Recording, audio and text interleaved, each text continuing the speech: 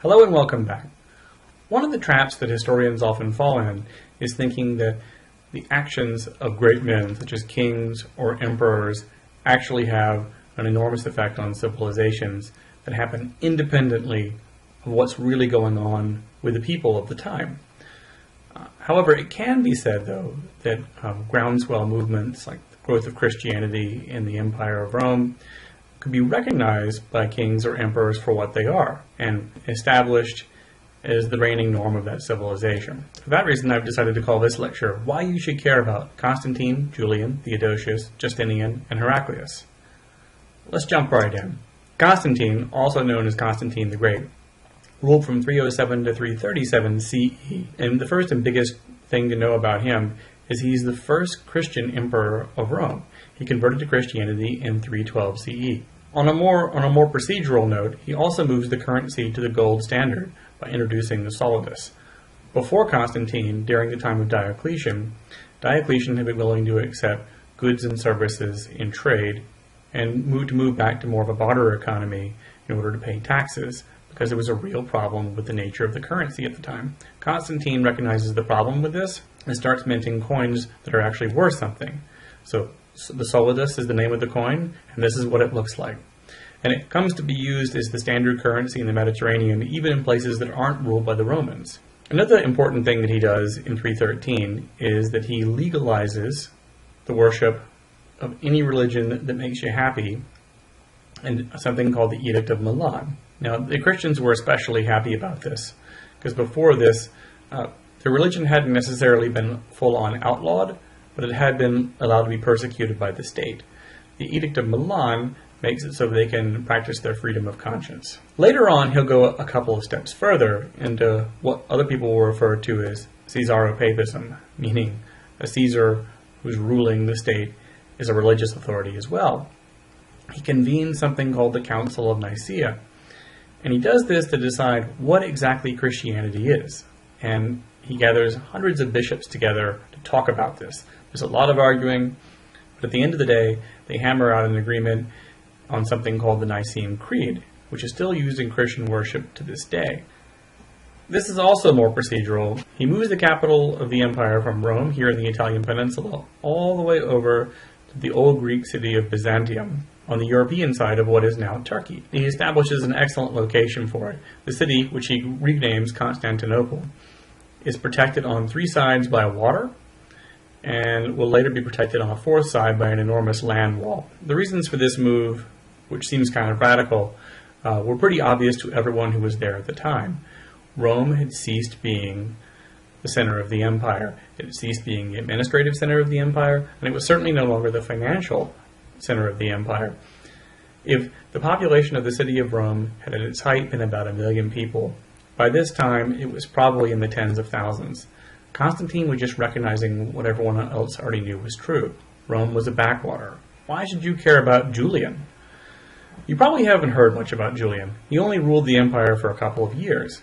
He's a relative of Constantine's, and you can see here that he has this beard and this diadem, similar to a Greek ruler, not unlike Alexander the Great. What do you need to know about him? Well, the rulers before him, since Constantine, had all been Christian. Julian renounces Christianity, and he goes so far as to try to undermine the church. He funds old pagan temples, and he wants to revive old religious traditions. Ultimately, his moves weren't as popular as he hoped they would be, and in the end, there's strong evidence that he was actually killed by one of his own troops in a battle while in Persia. Still, he's the last pagan emperor of Rome, and he's important for us because he fails to recognize what is already going on in the ground. Christianity has the support of a lot of people, especially in urban centers at this point. Let's move along to Theodosius, who rules not so much longer later. He is actually the last emperor to rule both eastern and western halves of the empire jointly.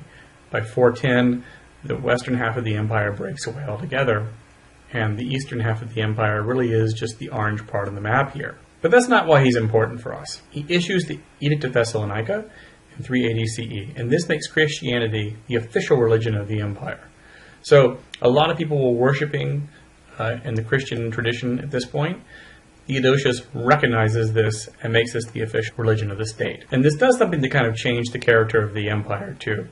On the one hand, the Romans still have chariot races, which are very violent, and gladiatorial combats, which are very violent. But on the other hand, this new Christian morality is starting to pervade the thinking of the empire. There are many who would argue that around this time, the empire ceases to be the thing we would call Roman. It starts looking a little different. It could be called the Byzantine Empire. He ended pagan priesthoods, such as the Vestal Virgins in Rome. This is actually one of Rome's oldest priesthoods. And he goes so far as to ban the Olympic Games because of their pagan associations. Overall, however, he left the empire in very good shape, even though there's a major break with Theodosius between what came before and what came after. Constantine's the start of this.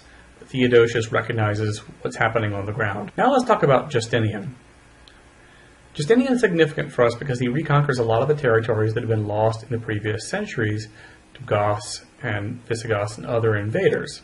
So he actually takes back Italy, North Africa, and parts of Spain that have been held by other people for quite some time before this.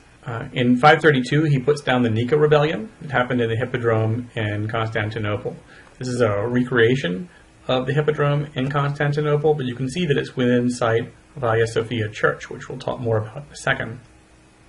This was a rebellion that actually threatened to overthrow the emperor, and had its origin in the politics of circus factions, which were politically charged fan clubs for certain chariot teams. He builds Hagia Sophia Church in Constantinople in only 5 years. This is an enormous structure with what was at the time the largest dome on earth. It had over 40,000 pounds of silver on the wall and an enormous amount of gold.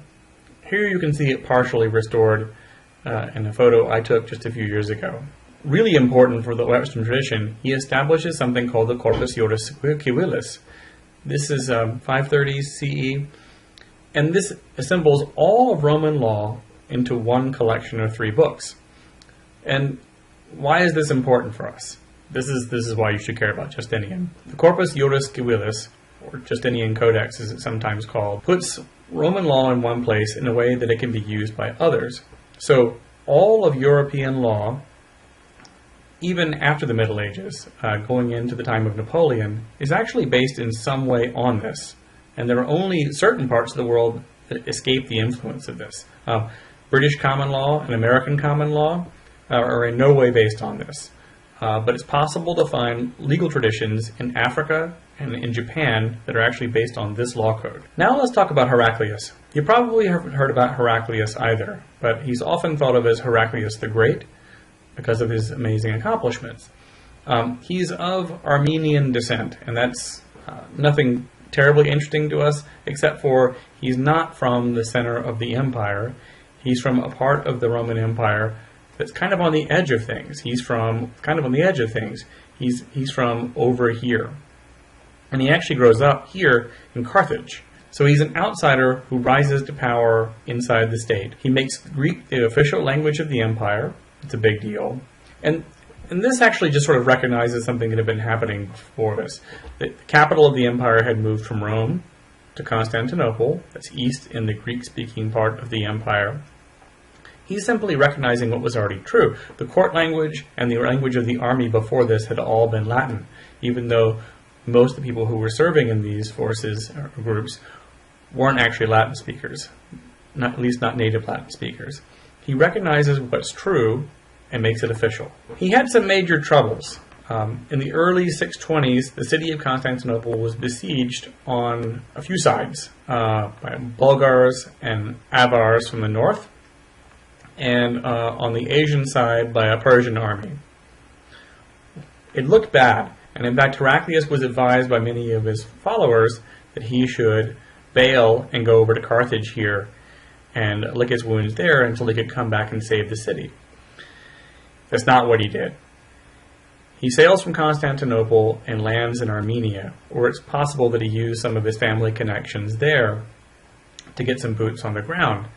And then he does the following thing, which seems crazy. Even as his home city is under siege, he cuts into the heart of Persian territory and launches a series of invasions into Mesopotamia and the Persian heartland. He smashes Persian army after Persian army, not unlike his hero, Alexander the Great. In the process, deposing King Khosrau of Persia, installing a relative of his as king. Within a couple of years, the Persian kingdom would be completely destroyed. It would be weakened by this move. He defeats the Persian Empire in war in 627 and takes the title King of Kings. In the process, he restores the True Cross to Jerusalem in 629 CE. Here he is carrying it in. And a move not unlike his hero Alexander the Great. He does a couple of things. He calls himself King of Kings after his conquest of Persia, just like Alexander had. And he takes the title Basileus, the same one that Alexander used, in 629 CE. The thing is this, though. In his attempts to destroy Persia, which he more or less does, he weakens his own empire, and he weakens that of the Persians. And something was brewing around this time. The followers of the Prophet Muhammad, Muslims, came out of the desert and started occupying lands once held by the Romans and the Persians. Within a couple of years, the entire Persian Empire can completely overrun by Muslim invaders, and Heraclius would die having lost all of Egypt and all of the Holy Land to Muslim invaders. And he would never get it back. He held on to Carthage here, and he held on to parts of southern Italy and all of Greece and the area around the Black Sea. But maybe one of the reasons why you haven't heard of Heraclius is at the end of his rule, things were looking a little tough for the Roman Empire. Why should you care about him? Well, in his war against the Persians, he inadvertently brings an end to the Persian Empire, opening up the gates to Islam. And possibly as a result of this, a lot of the world is Muslim today. It might not have been at this point in time were it not for the war that he waged against Persia.